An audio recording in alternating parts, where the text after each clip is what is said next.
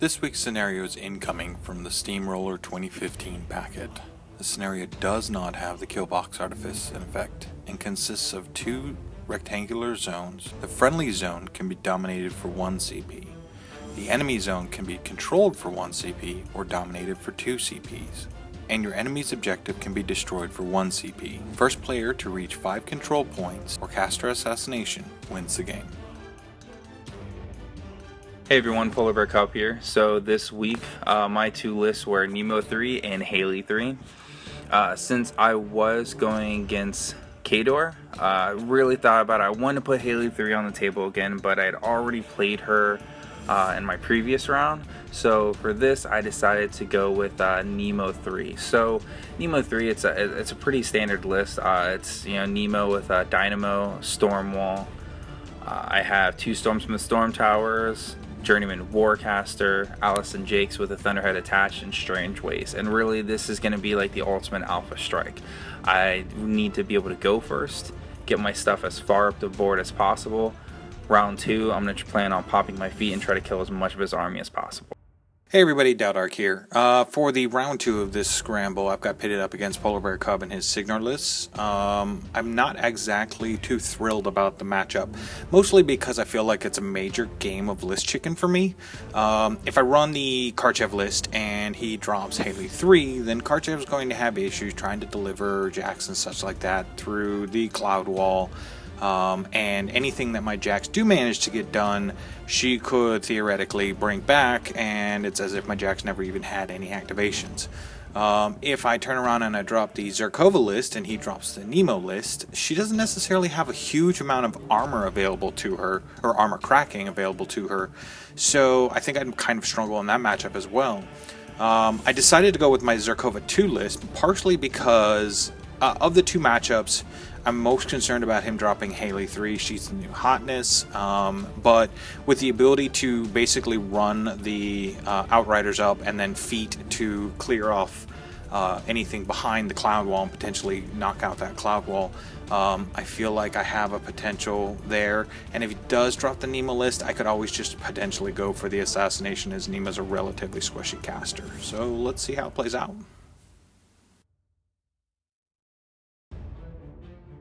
Alright, so I was really lucky to get first turn.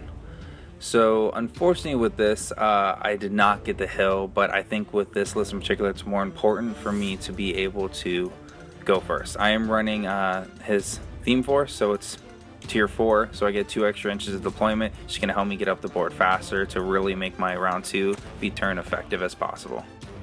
As I feared, he dropped the Nemo3 list.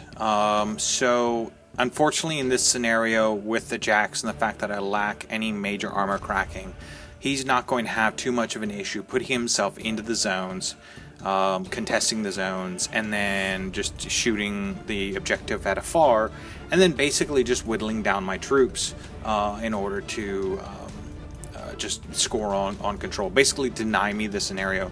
I ended up sticking, I didn't ADR any of my Kayazis out. I left them in because there's a lot of stealth on the table, and I want to prevent what shooting he has available to me. Plus I'm hoping that if I engage certain of jacks, he's going to have to spend boosting just to kill a single Kayazi or something like that. So I go for a relatively central deploy. I put the Outriders in the middle because there's a force in the center and they've got Pathfinders, so they're not terribly affected by it. And then I keep E-Zerkova over by the wall. She'll use that to provide her some safety. And then the trench will also assist in keeping some of my models alive. And then I'm just going to use the Kayasi to hold my zone, prevent any scoring on that end. And then we'll go from there. I'm pretty sure this is just going to be an assassination game for me.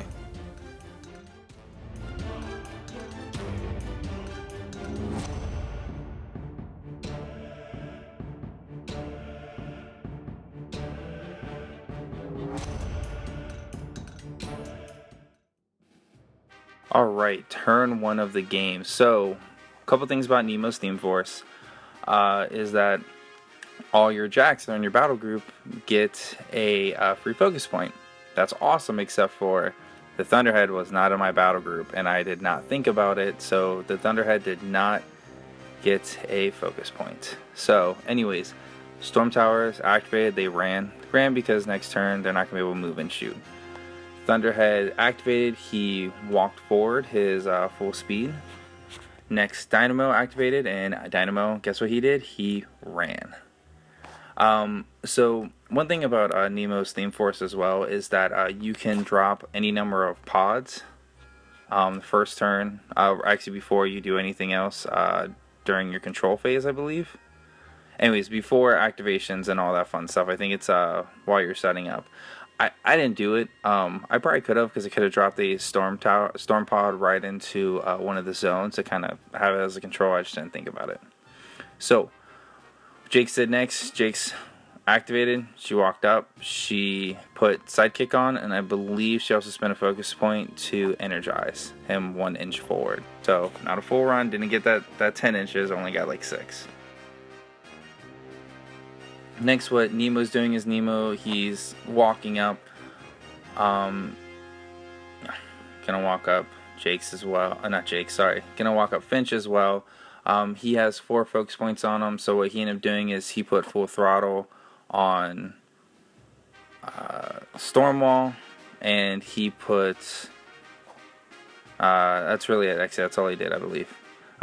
Journeyman walked up. Journeyman put Arcane Shield onto Dynamo, and finally Stormwall activated. Stormwall's going to drop a pod right in the corner there just to control that zone, and that's really all he's going to do. And finally Strangewayes is going to run up, and that's my turn.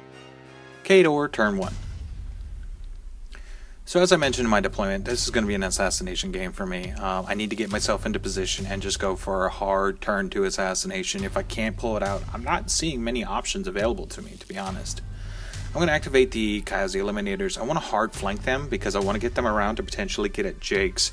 Nothing on my right hand side can really deal with Thunderhead, but if I can get Eliminators onto Jake's and kill her, then it becomes a situation where I have an inert Jack, because she's not Jack marshalling, it's actually a battle group, so killing Jake's causes the Thunderhead to go inert unless Nemo wants to advance over and reactivate it, in which case he's going to advance over into Kayazi and Kaya's Eliminators.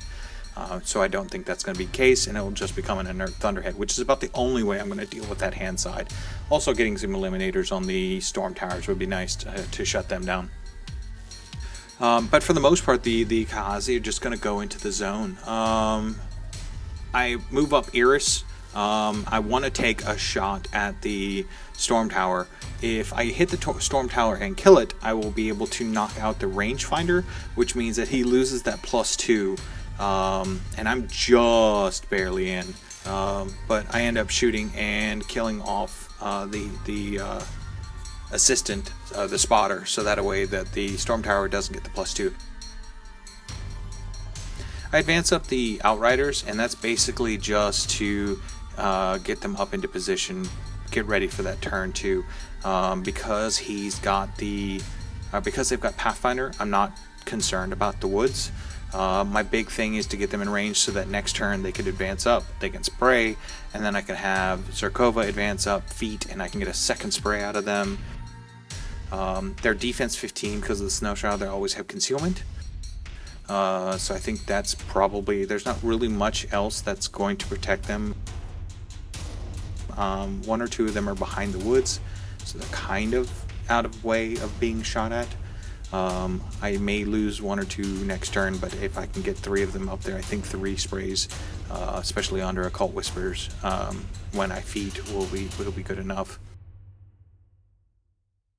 Garmin advances up in clouds to get ready to just continuous blind bomb the Stormwall. And then the Spriggans and the Great Bears get ready to go after the Stormwall, or to go after Dynamo, or whoever tries to go into that zone. And I'll push for either assassination or the threat of scenario on his zone. E-Zerkova's staying behind the wall, just getting herself into position. I don't need her advancing up too far. I just need to get her ready for next turn feeding. And then getting everything else in line, and then also preparing Leanna and Master Holt, because they're going to be able to Zephyr with Valachev, and because Valachev makes them Grey Lords, they're fearless.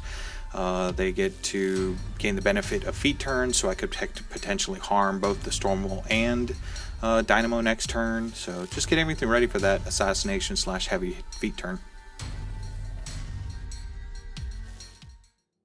turn 2, there was a lot of stuff up there. I'm really excited. I think there's a good chance Thunderhead is going to have a great day. What I'm doing right now is I am looking to see what their defense is. So those guys on the horses, the Outriders, they are, I believe, defense 15.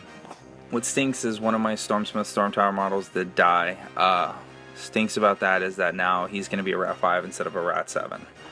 But I am going to pop my feat this round. So for any guys who do not know what Nemo3's feat is that friendly faction models in your control area gain an additional die during electrical damage rolls. That's pretty much what it is. In this army, there's only 2 models that do not have an electrical damage roll of some kind. And that's Jake's and Journeyman. The Thunderhead has obviously his pulse, which is amazing. Dynamo, all of his shots. Stormwall can drop Storm Pod, that causes electrical damage, and if he gets in the melee, the electro leaps from his fist. So I am very excited. Obviously, I'm gonna pop my feet. So right now I'm kind of just looking at what I need to do. The thing I'm excited about with Thunderhead, as you'll see, is because I didn't run, you know, I'm kind of just wondering, like, you know, where we're at. So anyway, so I'm gonna start off my turn, and first, just kind of looking. I looked at line of sight to make sure that, hey, if that my Storm Tower did have line of sight to one of the Butcher guys. So I am allocating focus out with Finch. As long as you get focus points, they get an additional 1 as long as they're within 8 inch to Finch. So Nemo3 is going to walk up, and right now I'm just kind of looking at defense and all this stuff of models, kind of seeing what their speed is, if they have Pathfinder, all that stuff. So Nemo3, kind of looking at control area again, and he is going to start by popping his feet. So his range is whatever his control area is on his gun, so it hits, which is pretty exciting. And I'm just gonna start doing damage. It's only a power 10, but it's I'm rolling 3 dice because gotta love that feat turn. And then now it's just gonna start arcing to additional models, which ends up removing those 2 models. I only got 1 point off the arc on it, so that kind of stinks, but whatever. Hey man, Nemo3's starting out strong. Gonna really start by doing fun stuff. I forgot to activate Finch for the purposes of shooting. So that's a couple extra power 10s that have not come off. That could have changed a little bit of the game. It definitely would have changed my plan on what I was going to kill priority-wise. But, hey, you know what? It happens.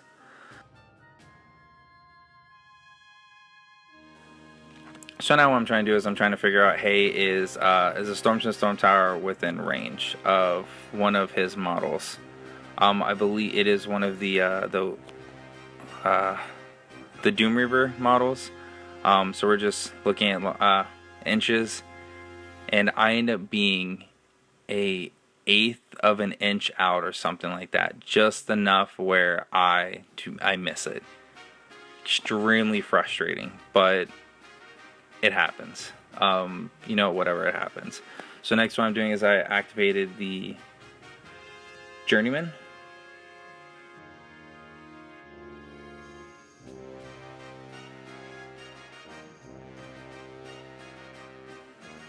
Nope, sorry, I did not activate the Journeyman. I don't know what that was. It's really good, right? Alright, so next what I'm doing is I'm activating, I activated Jake's. What Jake's did is she cast Energizer, and then she moved up behind the wall. Thunderhead, he activates, he walks up, and he does his Thunderclap. So that is any model within his front arc, within 6 inches, takes is automatically hit and suffers a power 12 damage roll. Absolutely amazing. Because it's all power 12, all of it's automatically boosted. Unfortunately for my opponent, Taodark was a little upset about that. That was something that he was not expecting, because it removed Iris. It removed a lot of models. It removed one of the Eliminators. It removed a bunch of his Kayazi Assassins. That was it for the Thunderhead. I didn't have enough focus to give him any extra fun things. So next, that Stormsmith Storm Tower, he's gonna activate. He stood still, so because he has to shoot. He's a Rat 5. I need a 10, and I successfully did it. And I was able to remove. I end up arcing just enough to get into Valachev. I think that's what his name is, their unit, their UA, and I removed him off the table as well, which is huge. Now Ionenholt does not get Zephyr. They don't get any type of special abilities from, I think, E-Zerkova. I think it's only friendly faction models gain the additional attack. It's absolutely amazing. I'm so happy. Really, really good stuff coming from this. So my turn is going really well.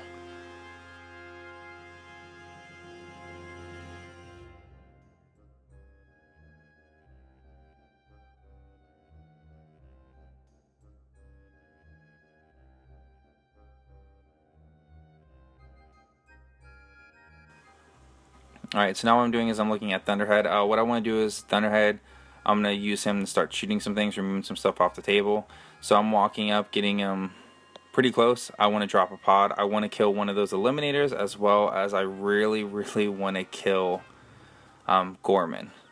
Gorman more so, but those eliminators are annoying as crap, so I just want to get them. So I'm dropping that pod to make sure that both of them are within a line of sight to, you know, get them. So drop the pod, roll, it's an auto hit. I do 4 points of damage to Gorman, so he's still alive. But the Eliminator is dead. That stinks. Gosh, that stinks. So now what I'm doing, those Doom Reavers really concern me. I really didn't think about the threat of the Outriders. I probably should have focused on them a little bit more, but I really wanted to try to kill those Doom Reavers. Those Doom Reavers, they concern me. That first shot missed. I believe I'm using the big gun, so and I'm boosting on damage rolls on them. Sorry, boosting on hit. So he got removed on the right now it's like the spiral guns.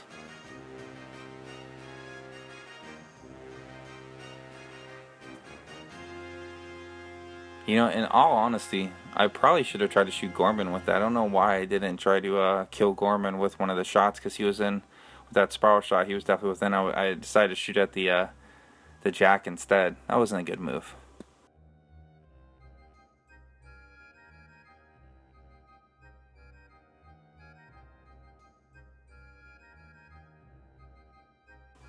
Alright, so now, overall, really good turn with the Stormwall.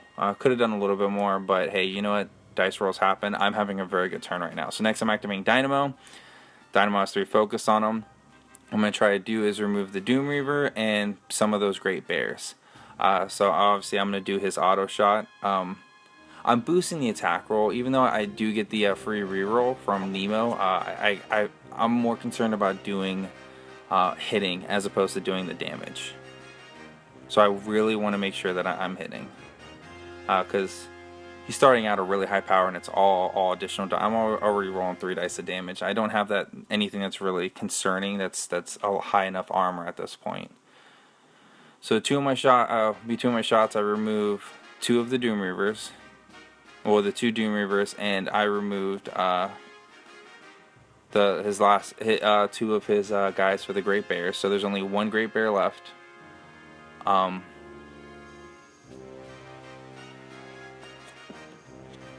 it just wasn't enough space. So finally Journeyman walks up and ends her activation. Overall, very happy with that turn.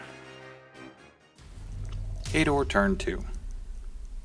What the I have never had an abusive... I take that back. It's been a long time since I've had that abusive of a feat turn from my opponent. It completely put me on tilt, to be 100% honest with you. When the clock was shipped over to me, I just let it ran and I walked away. I went outside, I took a breather, I relaxed, because when you get that badly on tilt, you have to take time to relax. You cannot continue playing the game in that type of attitude or mood, or whatever the case you want to call it. So I turned around, I chilled out, I came back, and then I looked at the table, and I actually noticed that with the 1 horse that was available, it was entirely possible I might actually be able to pull off an assassination, still potentially pull off an assassination.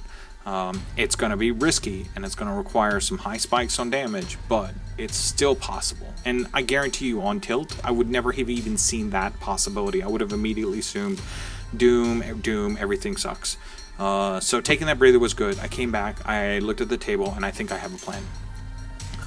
Unfortunately, I'm going to have a lot of Fury issues. I did not get Telegash Mark up on turn 1 for some odd reason, so I'm going to have to cast it this turn.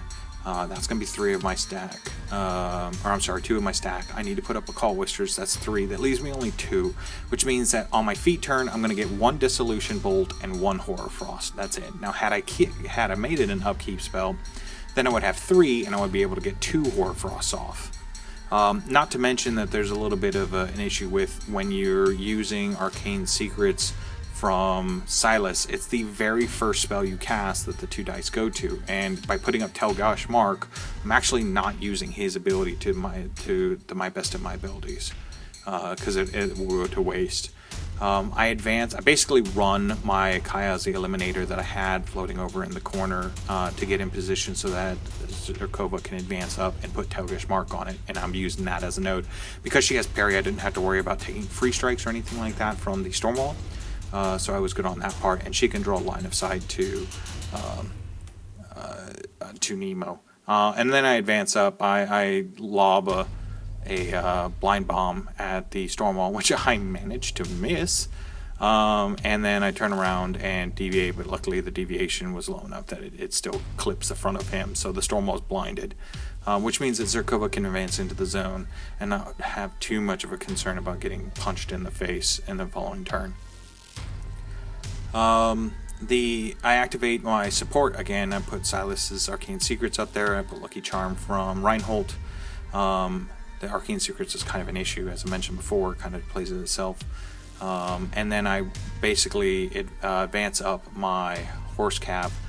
Because his spray is a spell, I can engage the Dynamo and still cast with it. It's not impeded by, it's not like a ranged weapon. But because he has to activate to get in position before E-Zerkova, he doesn't get the benefit of a Call Whispers, and that really sucks because he misses, and I really needed all the damage possibility available to him. It was a shot in the dark, but I mean, right now with the scraps of an army that I'm playing with, I need everything to hit, and him not hitting was a bad sign. But unfortunately, again, because I'm basically playing with scraps, there's no, okay, this didn't work, rethink your plan. I have one plan available to me, and that's it. Because if I run away from the zones or anything like that, he's just going to scenario me into a win. I have to go for the throw and pray I can pull off a win. So E-Zerkova advances up. She spends her 2, puts up Telgash Mark on the Eliminator. It's hard to see. She is literally just behind the arc marker on the Stormwall, so that she is not in his engagement zone, but still as far up as she possibly could get with her run to get in range. Because the thing is I could have run her closer to Nemo, but then she wouldn't be within range of Telgash Mark. So it was really fine balance between getting her in range of where E-Zerkova can advance to cast Telgash Mark, and then it's still in range that E-Zerkova can spell off towards Nemo. So Telgash Mark goes up. I put up a Call Whispers, and then we are going to do our Dissolution Bolt. Now, unfortunately, and I hate to say it, but we had a scenario that we measured the 8 inches out, and there was some nudging of models, and it was just barely out. That's why you saw the flame template wiggling back and forth. But my opponent said, no, you nudged the model, it was in. So he allowed it to continue forward, because that's an 8-inch spray that I have. So Dissolution Bolt goes off. It's under Occult Whispers. It hits, and it does 3 points of damage, and that's because his armor is so high. And I completely forgot that his armor was so high. I'm really starting to wonder if this is even going to work. I go for the I go for the Feet Turned Horror Frost. Since I get that one for free. I'm sitting on nothing now because I spent the 2 for the Dissolution Bolt and then 3 for the Horror Frost, and unfortunately the Horror Frost does a point. I was like, oh god, is this how it's really gonna be? So, and unfortunately it is. So he's stationary, but nothing else really happened. I had the spray, the horse sprayed, and unfortunately, or no, I'm sorry. The Horror Frost did no damage. The 1 point of damage was actually from the spray of the horse guy. So all my damage is off the table. I activate and I do lay down a Master Holt, and because I'm losing the game, I'm like, you know what, I'm going for moral victory, and I have Holt shoot Finch in the face, because no free focus for you. If you're going to kill me, you're going to do it of your own focus.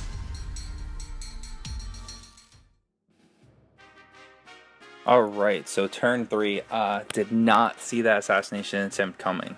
If I would have, definitely would have focused more on killing that Outrider, just so that wouldn't have happened. But luckily, I survived, took minimal amount of damage. The Stormwall is blinded, and I lost Finch, which is really sad. But I think I can win this turn. If not, I have a pretty good plan to kill pretty much anything that's going to get in the way.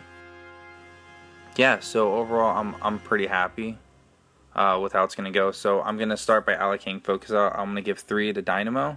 And obviously that's going to be because I'm going to try to stand still and shoot.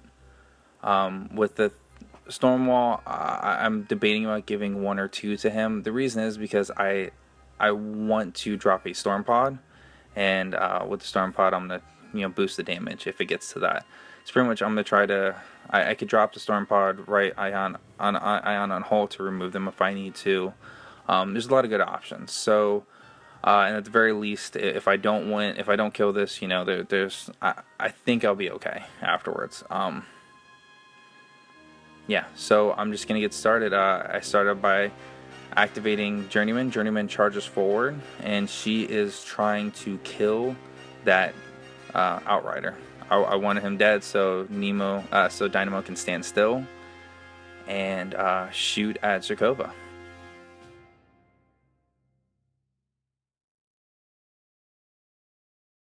So beautiful charge stack, does enough damage to remove that Outrider. Pretty excited about that. Next thing is I'm looking at what's going on with Ion and Holt. I'm not sure if I have a line of sight to E-Zerkova. So what I'm going to try to do is I'm going to try to shoot Holt, but I did forget that he could just shoot apparently lightning bolt out of the air, but I missed anyway, so it didn't happen. So what I'm just going to do now is I'm activating Dynamo, just making sure that I have line of sight to her. Dynamo is going to stand still, and I'm going to take a shot right now. He's a Rat 8, I believe. I'm going to do my auto shot. If I miss, I'm going to be able to reroll. So first attack, I hit. I'm boosting damage on it. I believe it starts at a power 14, so it's dice -1 or dice -2. Second shot, it misses, but I'm going to reroll it, and that reroll hits. Probably should have been boosting these for hits, but I really wanted to make sure I hit it. So, but that next attack, straight dice damage, and I ended up winning. So, that was it.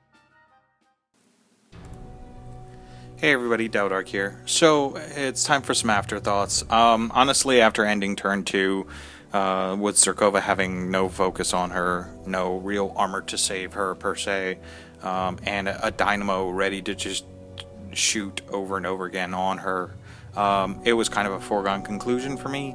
That feat turn was really hard. Like, obviously I was in turn going to go for my own hard feat turn and just assassinate him with sprays over sprays over sprays, but I was not expecting that out of Nemo3, honestly. I know that list can be put on the table and do a lot of damage to heavies, so if I would have dropped my E-Zerkova list, I'm pretty sure that he would have just feat turned and potentially just feeded off 2 of my heavies with all of those high power shooting, high accurate shootings from all the lightning attacks. Not to mention potential disruptions and stuff on my jacks. So I think I dropped the right list, or I think I dropped the better list in this matchup. But I'm kind of curious, would you have done it differently? Would there be something that you would have done differently to pull off a win with E-Zerkova? Ideally, maybe I could have been a little bit more cautious, maybe put the horses in the forest or behind the forest. Maybe it was being a bit too greedy with the trying to get it where I could put them into position where I could advance them and then spray and then get a feat turn spray off of it as well. Maybe putting them behind the woods and just having them run, because they can run from way downtown and then feat and just use the occult whispered feat sprays to kill Nemo. Maybe that was an option. So again, thanks for watching, and if you're new to the channel, please like and subscribe. Thank you.